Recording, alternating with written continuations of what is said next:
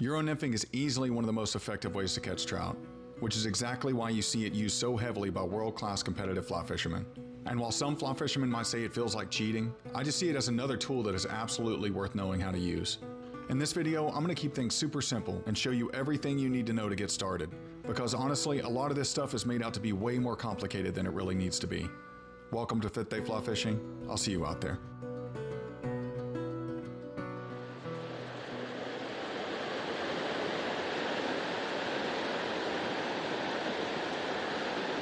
There's a fish.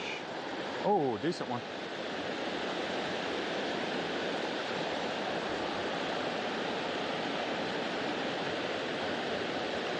Feels good. He's fighting really hard.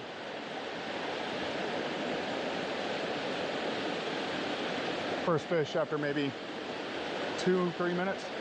Yeah, that's a very good one. Nice. That is a really good trout. What a way to start it out. I don't know if you could see that, but I was able to really get where I wanted to with this long rod. It's a good trout right there. Look at that, dude. Good one.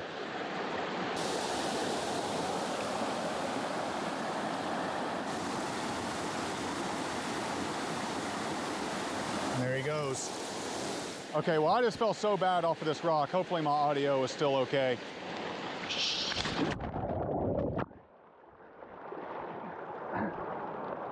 But all I was trying to say is this rod length was really helping me reach out to get to the seam that I wanted. And that's one of the most important things about a Euro rod, is just the length. But for today's video, I just wanted to keep it super simple and go over how I Euro net. It's gonna be broken into 4 parts, and we're gonna hit on gear just real quick, and then we'll get into the meat of the video. And then at the end, I'm gonna go over the flies that I pretty much always come back to. So like I was just saying, the rod length. And with the Euro rod, you're getting a longer rod. And you can definitely do it with just a standard fly rod, but you're gonna lose quite a bit. You're gonna lose a lot of your reach. You're gonna lose a lot of your feel. So this is a 10-foot 4-inch 2-weight, and I'll pop it up on screen. But even though it's a 2-weight, that really isn't like a 2-weight that you would think of for like a small creek rod. It's really, really thin down at the tip. So it's more like a 2-weight down at the tip. And then down in the butt section, it's a lot thicker. So closer to maybe like a 5-weight. So that's why you can see some people say they pulled a hog out of a river with a 1-weight, you know, because they're using a Euro rod. It's quite a bit different in the weighting. Sort of filling a fish down there or something, maybe a rock. So in comparison to a standard fly rod, it is quite a bit longer. You know, it is, this rod specifically is 1 foot 4 inches longer. There's a good fish right there, actually.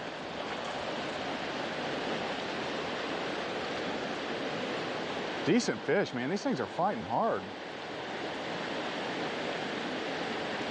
Whoa. Goodness.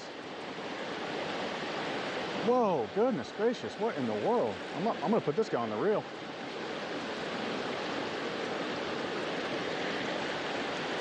That is just a little bow, but man, he was fighting like crazy.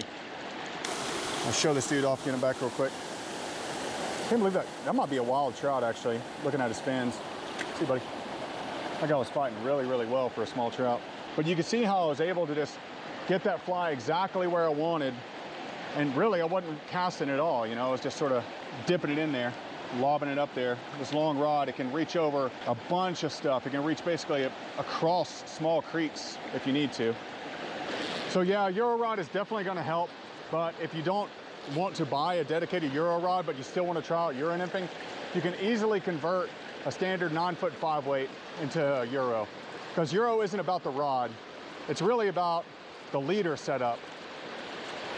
So next for the reel, just to keep it going quickly through gear, the reel isn't anything special on a Euro rod. I mean, they do make special reels, but it doesn't matter. Really, you just want something that's going to balance the rod. So you can see here how it's sort of pulling back a little bit. That means it's gonna help keep the tip of the rod up. It's gonna make it a lot easier on my arm, which that might sound ridiculous, saying your arm will get tired, but your arm will definitely get tired holding these big long rods up all day. And that's all I really wanted to hit on for the gear. Just, once again, keeping it super simple. Just know that a Euro rod is typically longer. The reel, everything. It can be super simple as well. I just store by my leaders. You don't have to time yourself. They're not that expensive and they will last you forever. Okay, so moving on to probably what most people are wanting to see out of a Euro nymphing video, be the casting and the drifting. So there's a couple different casts. You have a lob cast, and then you have what's called a tuck cast, where you'll sort of bring your rod tip over the fly before it even enters the water. And you would do that if you're trying to get down deep really, really quick. Just throw it a little bit above where you're thinking some fish are and let it sink. All right, so we got two in just a matter of 5 minutes of actual fishing, if you discount me falling into the water over my head. But let's do a little chunk cast right up in here. You'll see what I'm saying with the casting. Boom, just a little lob. And then I'll talk about the drifting here in just a second. I'm gonna get a couple of nice drifts in here. Definitely looks like there'd be a fish in there. There's one.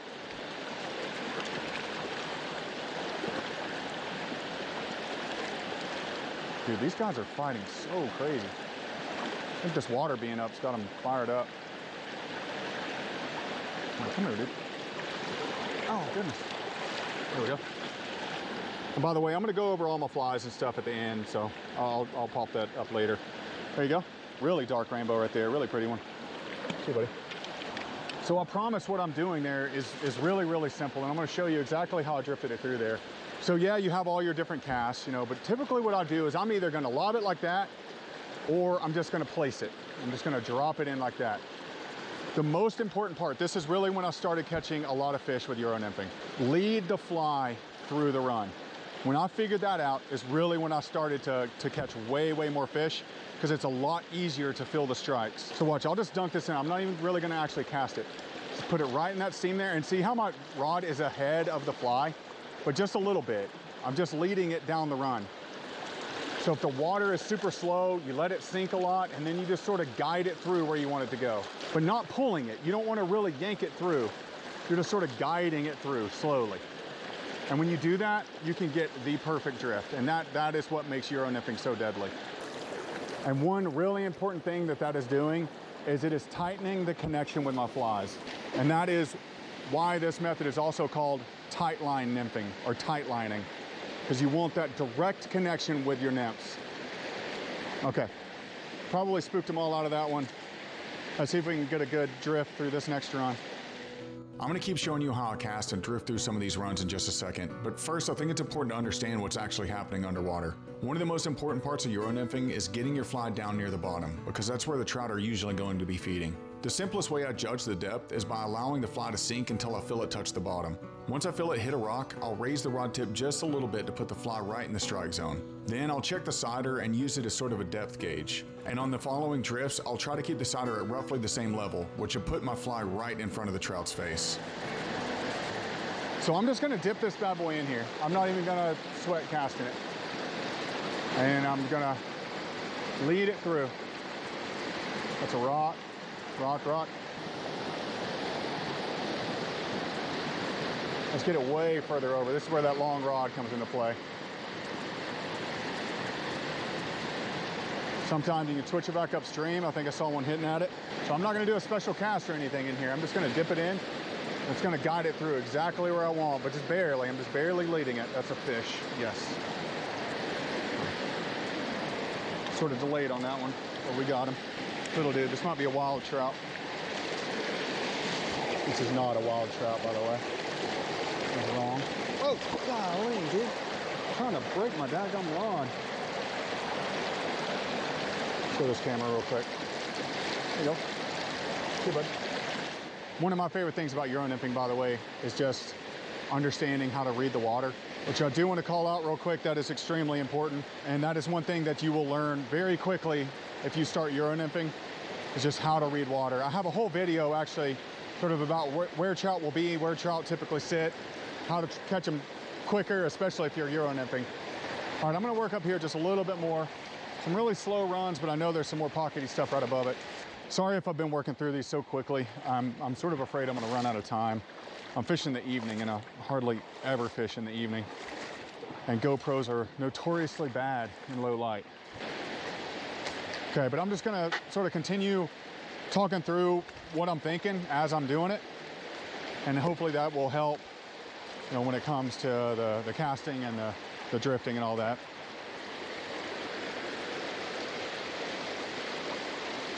So like right there, because it was dead, I just let the fly drop. I'll let it sort of catch up to my rod a little bit, because I don't really want to be going a lot faster than the run itself, because then it'll look unnatural. You just want to run it right down the seam, which is where the fast water meets the slow water. And you don't want to pull it through unnaturally. That's it. Might be something in here.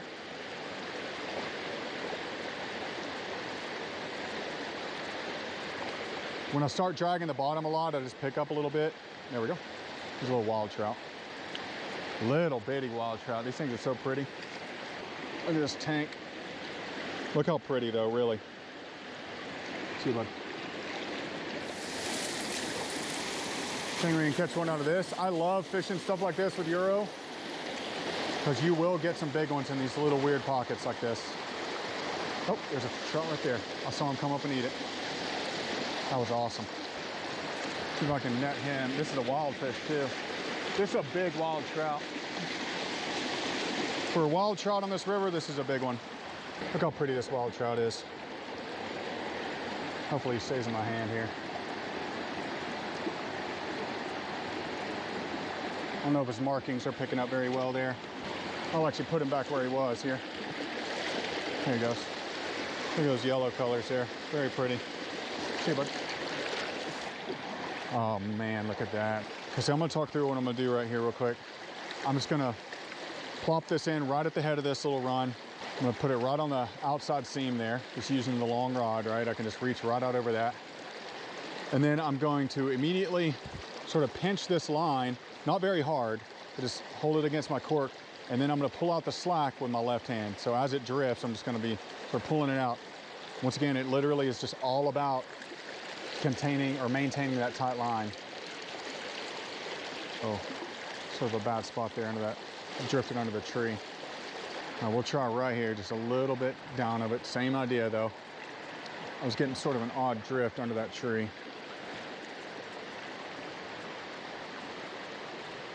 There we go. There, buddy. Nice one. Little wild trout again, I think. I think it's a little wild one. Let's see. Yeah.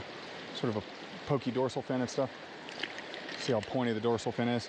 Okay, so I'm gonna have to probably pick up the pace a little bit. I'm starting to lose some light. But that'll do it for the casting and the drifting. I really do think that's probably the part that trips the most people up. But if you just keep in mind that all you're trying to do is lead the flies through the run, then you'll be able to maintain that tight line and you're gonna feel a lot of the strikes. And that'll lead really well actually into the next part, which is gonna be strike detection and hook set. But this will be a pretty good spot to show a good example of strike detection with Euro nymphing, because it is a little bit different. I can say this right off the bat, most of the time I am feeling it.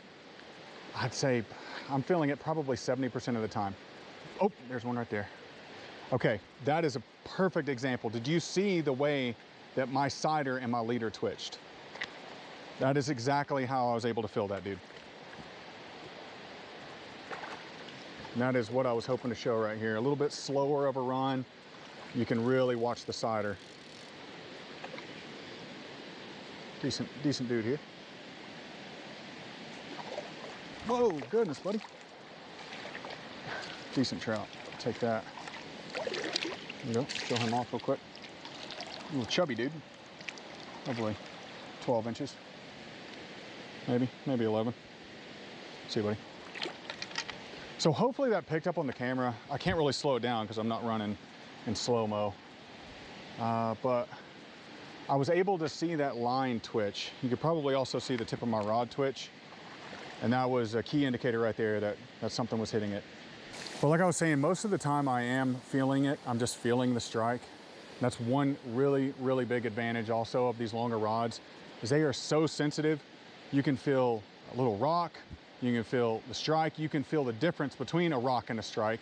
That comes with a little time, but you know, a rock is sort of like a little thump and a strike is like a really quick twitch. So you just get to the point to where you can even detect that. But the bigger ones, bigger trout will oftentimes barely come up and sip your flies. So that is when watching the sider is pretty crucial. That's like right there, that felt like a fish. I'm gonna work up below this big boulder here.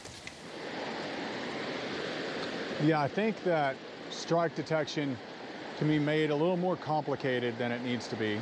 I think the whole sider watching, sider detection stuff, I think that's sort of synonymous with Euro nymphing. Like if you watch any Euro nymphing tutorial, it seems like they're always talking about the sider. I feel my takes, like I said, about 70% of the time. So it's not 100% necessary for you to be able to pick up all those subtle little takes with the sider. But now I just want to talk about setting the hook. Just set it downstream. That it really is as simple as that.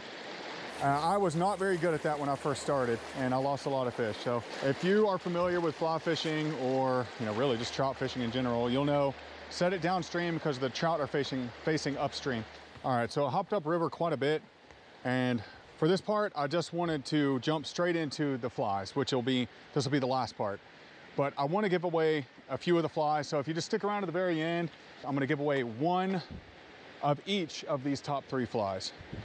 Okay, so all I want to do here is just try to catch one trout on each fly real quick. We're going to start out with the Pat's rubber leg. This thing is really, really good right now. I've been using it a lot lately because there's just been a lot of stonefly hatches. I really like this fly a lot because it's a really good point fly. It's really good in heavier currents. And that's one thing about Euro nymphing. I think I said it earlier, but if you're in a really fast current, you're going to need to throw on a heavier fly. So right now I'm running a single nymph. That's one thing I wanted to talk about with the flies, is that you can go double nymph or single nymph. Honestly, a lot of times I'm just single nymphing because it's easier. You get less tangles. A lot of times I'm working this pocket water where really only a single nymph is needed because they're so shallow. But double nymph is great. Today I've gotten fish on both. So that's where a double nymph rig comes in play. But if you just want to keep it extremely simple, just run a single nymph.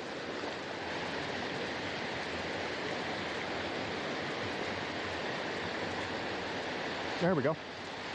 All right. Probably be a decent way to close out tonight. Yeah, it looks like a wild trout too. Oh, come on, bud. There we go. Oh yeah, wild rainbow right there. Look at those colors. Very pretty. See you, buddy. It's a good sized wild one. I'm gonna go ahead and throw on a waltz worm and see if we can maybe get one with that and then move on to the final fly. Well, that's gonna do it. It's just too dark at this point. But the waltz worm is insane. Like I said, I'll pop up some of that footage.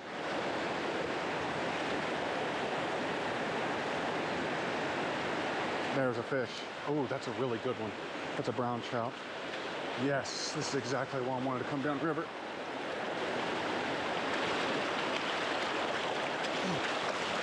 Yes! Beautiful colors. Come here, bud.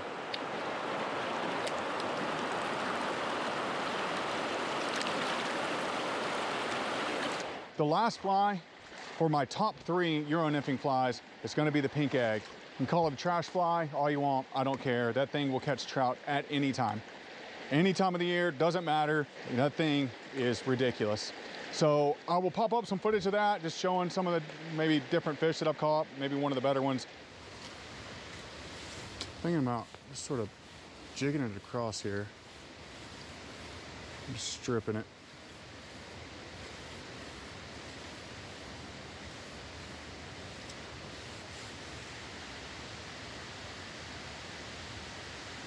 Yes! Oh my goodness, that was awesome. This thing is huge. It's a tank. It's a tank. I'm gonna net him quick. Oh! Yes! I want to keep him healthy too. There we go. Look at that. But what I want to do is give away one of each of my top 3 favorite Euro nymphing flies.